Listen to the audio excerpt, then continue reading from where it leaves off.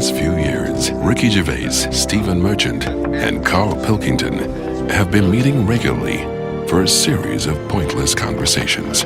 This is one of them. Testing. Is that all right? Hello and welcome to the Ricky Gervais Show with me, Ricky Gervais, Stephen Merchant. Hello. And the little round-headed buffoon that is Carl Pilkington. All right.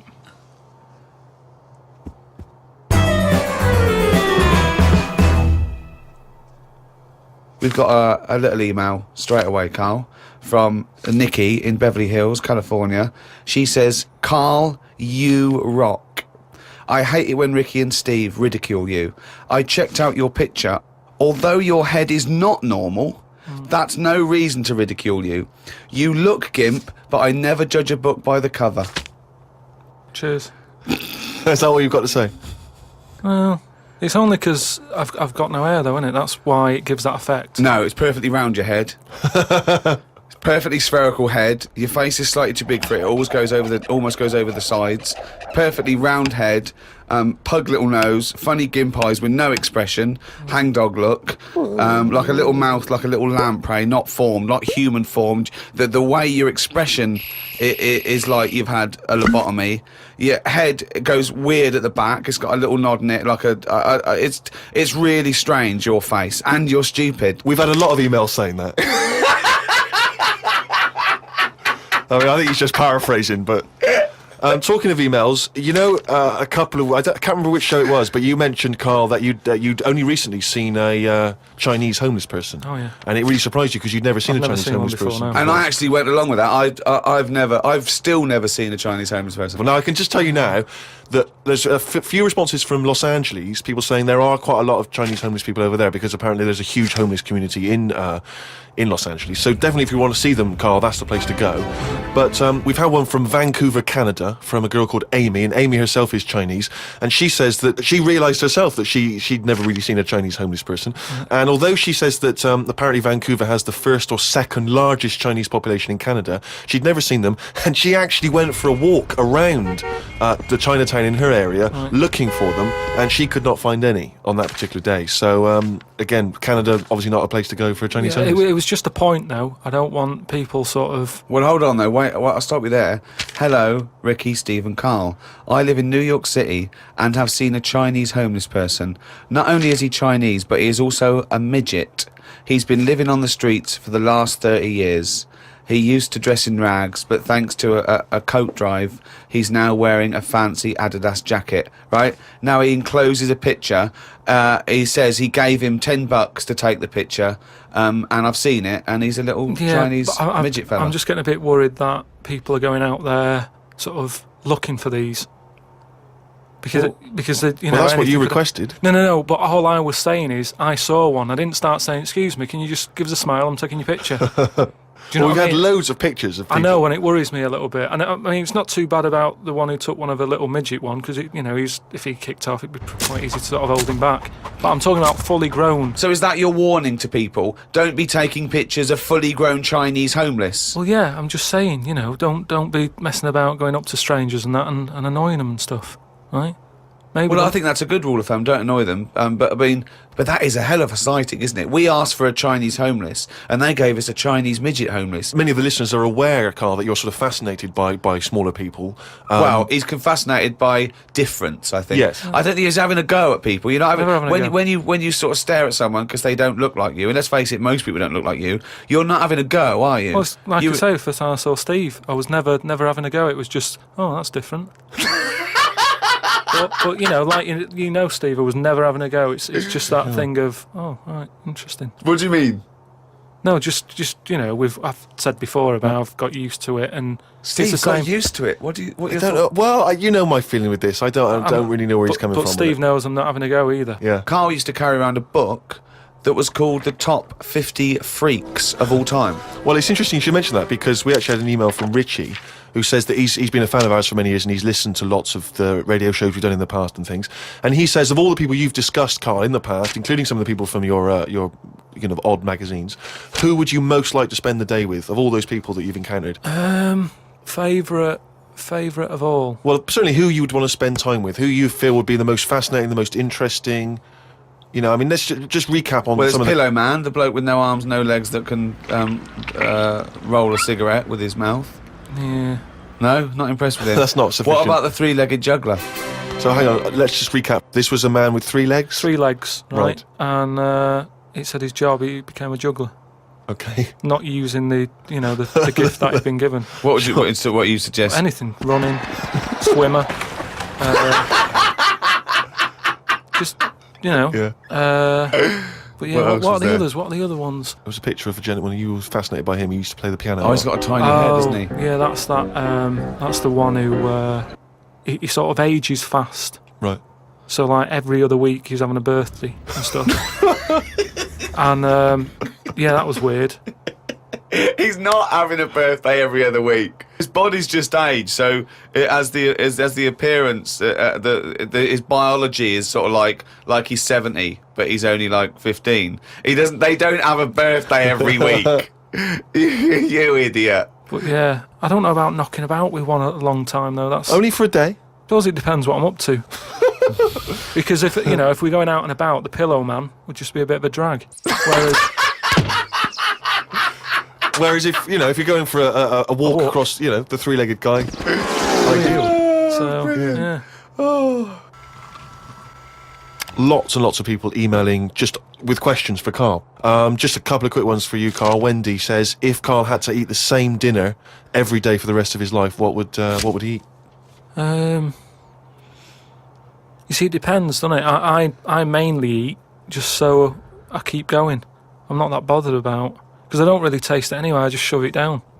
You're like a horse? I mean, to be honest, it annoys me the way people worry about food now and how there's so much to choose from. I think it's got out of hand. I'll watch... Any form of choice really worries you, doesn't it? No, you it's don't just, like choice. No, choice is good, but not too much. It's like with anything now, if you go into a toffee shop, there's like loads of different... Where are you going to find a toffee So shop? you're in a fairy tale. Yeah. You're in a Dickens tale in the 19th century. You're in Shrek. And And you go into a toffee shop. What's your point? You go into a toffee shop. What I'm saying, you go into a shop full of toffees. You just come from the candlestick maker. Right? You go in there and there's just too much choice. It's like what, and I can stand there up to like 4 minutes, sort of going Up to 4 minutes. So specific. 4 minutes. So he's in a toffee shop in a top hat. Well, he's only got 4 minutes. He's only got 4 minutes because he's got to get down to the pea green boat that he's sailing off in. No, Good but morrow. well, forget the toffees. Can I have some of your finest Oxfordshire toffees? So you'd prefer it was just one selection of toffee? That's all they've got. Well, maybe 2. What I'm saying is, right, there's now too much choice. Whenever you get a menu in a restaurant, it's not like you don't just go, oh, right, what is there? Yeah, I'll have that. There's too much. It's like a book, and you look at it all. And then you've got to that point now that people are even taking a risk when they're eating. What do you mean? In Japan or China or something, they're eating that fish that if it's not cooked right, it can kill you. Right? Not worth the risk. And there's so many other fish. Yeah, I agree. Why Have mackerel, have a bit of cod or whatever. Yeah, as soon as there's a risk, take it off. Take it off the menu. agree. I totally agree. Not worth it. We've got a fish that might or might not kill you. Well, is there anything that definitely won't kill you? Yeah, but a chicken won't kill you. I'll play safe then. I'll have that. I love that. I love the chicken. That's what I'm saying. But anyway, we were talking about sayings and that. Right? Stitching time saves 9. Don't. I'm never going to use that. I don't think anyway. Right? Okay. Suzanne. You're never going to understand it fully, are you? Suzanne repairs me stuff anyway. It doesn't really matter. But what about the one? About the one in greenhouses and that? People who live in glass houses shouldn't throw stones. Well, I'm intrigued to know if he's fully got to grips with this. Just Okay. give us your explanation again of what you'd take that to mean. Well, just don't be chucking stuff about. Really?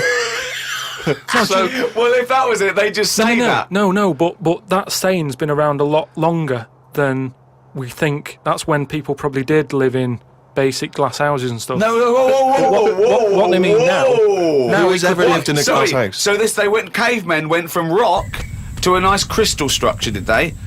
What are you talking about? When did people live in glass Well, no, houses? what they mean now, when that saying's used now, they mean sort of, plasma tellies, ornaments. No, they don't. They're saying don't chuck stuff about because No, you'll break it. No, it's not about damaging your own property. They don't mean you're inside the glass house throwing rocks inside your own glass It's house. a metaphor.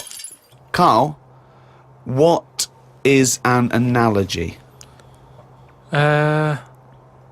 It's sort of like a little story told quickly. Isn't it? It's a It is, little isn't it? story told quickly. To what end? Well, it depends what the story is. You see, I just prefer sort of, what you say is what you mean. So people who live in a glass house have to answer the door. I don't know what that means. I don't know what that means. I mean, Because you may be a genius because I don't get that. People who live in glass houses have to answer the door. Okay, let's hear his explanation. Because the people knocking at the door will be able to see you because it's a glass house. But you have to add a number of other things, other caveats. Surely, if you live in a glass house, don't walk around naked. Yeah. If you live in a... These are literals. But just the idea that in your head there should be sayings for people who live in glass houses. Who is it that's living in a glass house? Well, I'm not talking about them. It's just that if everyone else is bringing up about these people who are living in glass houses, let's get to the real problems they've got. He still hasn't got to grips with the idea of the metaphor or the simile. Well, here's another saying, right, that I learnt recently from a mate, right? Oh, there's an elephant in the room. Okay, I haven't heard that one, but explain it to me. It's like how, whenever we go out for something to eat or a drink or something, it's normally after about 5 minutes, the sort of topic gets onto the shape of my head. Yeah. But what I'm saying is, it's interesting how, like, I'm the elephant in the room, right? Nobody's talking about it. You mention it once, suddenly it's the talk of the town.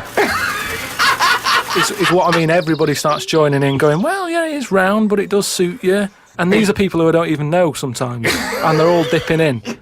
And that is an elephant in the room. So you don't want people to discuss the shape of your head or the lack of hair. You would feel better. You would feel happier that they didn't mention that. Sometimes I think it's better that it's out there.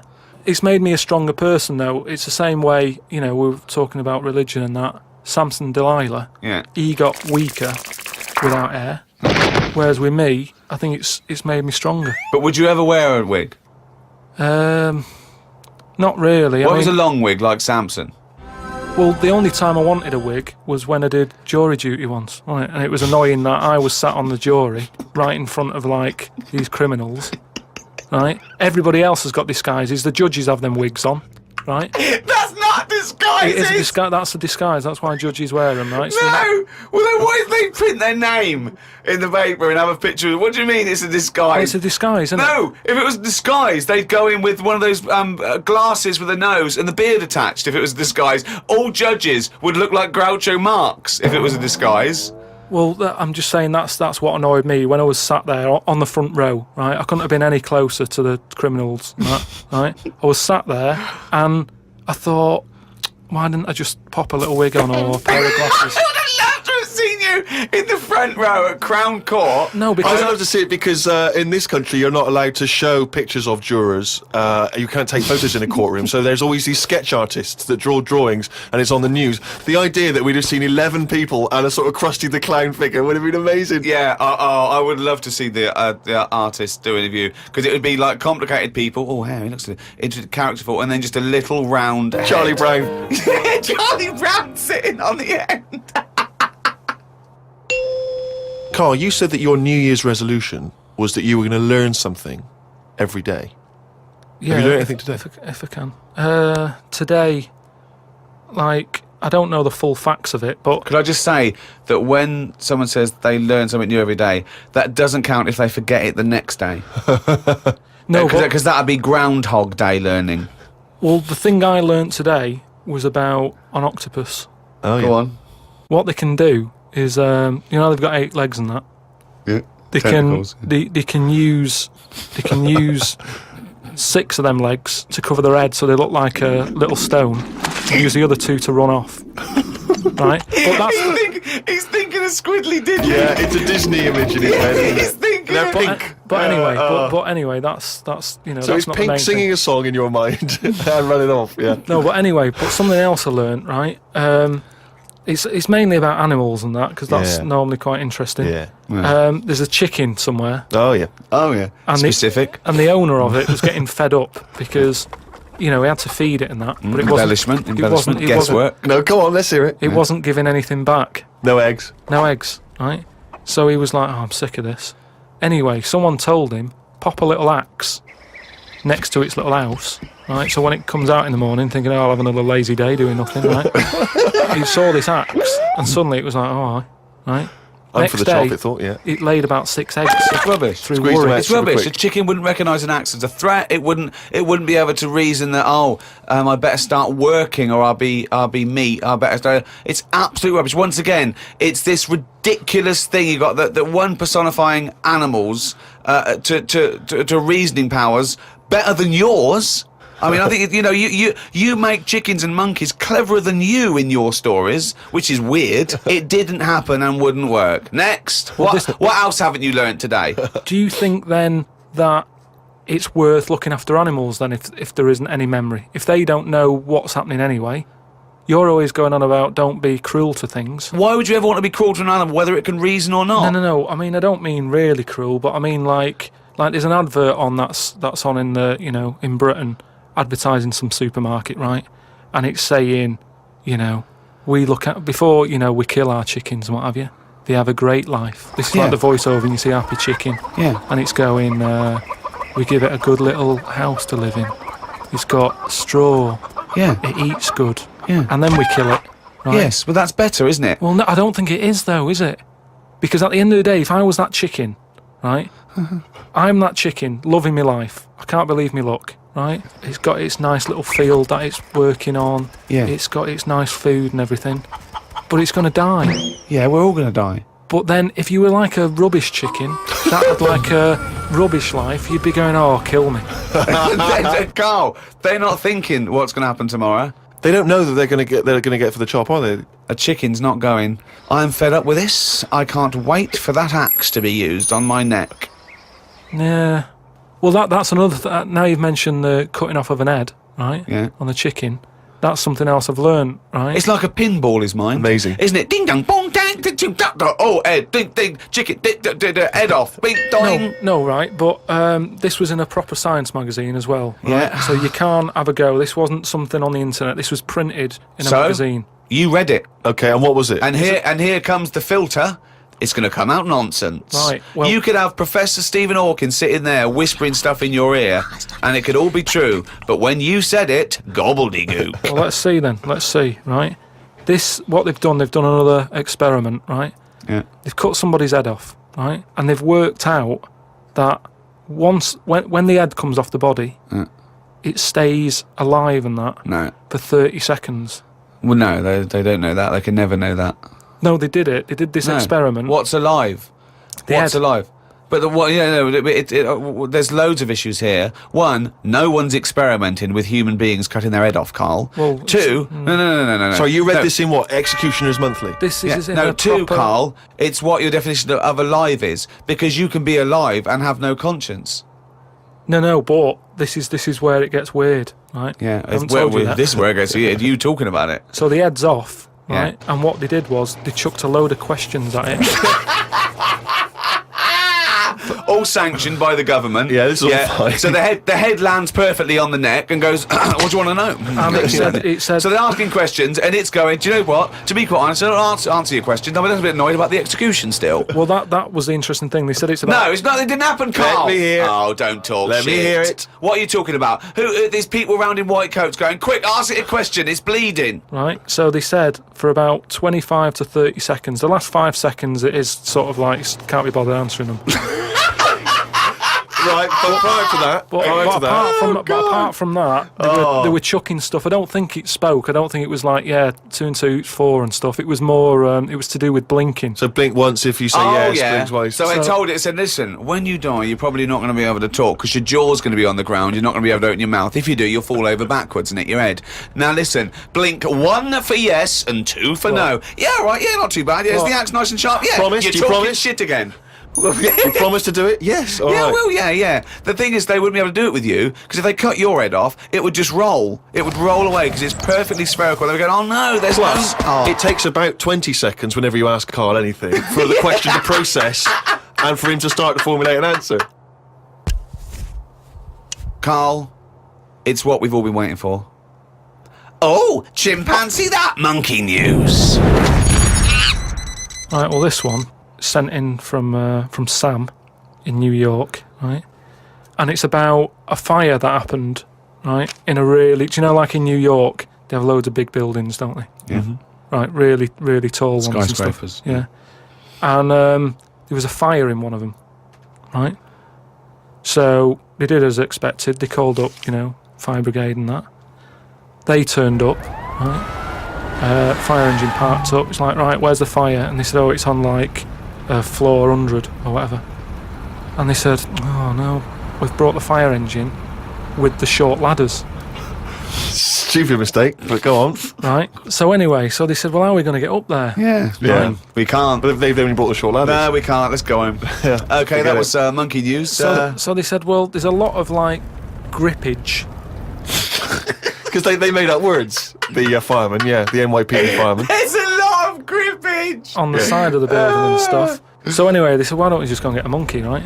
So they got a monkey. Whoa, that's a bit of a jump. Is They that just- policy now in the New York Fire Department? Well, you've got to think quick, haven't you? At the end of the day, if people are up there, you don't start querying if it works or not. You try everything that you can to help someone out, right? That's the first thing I thought of. Was it a monkey? So it was quicker for them to go and get a monkey than to go back and get the long ladders. Why don't they get Okay, fair enough. Why don't they get Spider-Man? Yeah, cool Spider-Man. Yeah, cool Spider-Man. So anyway, so they got a monkey down there, and they said, right, Where'd they get it from? We don't know, from the local zoo or something. Oh, yeah. So they said, look, let's, we've got to remember there could be someone up there, Right. and it'll shock them a bit if a monkey comes in, right? Yeah. So they said, Yeah, I don't think they'd care.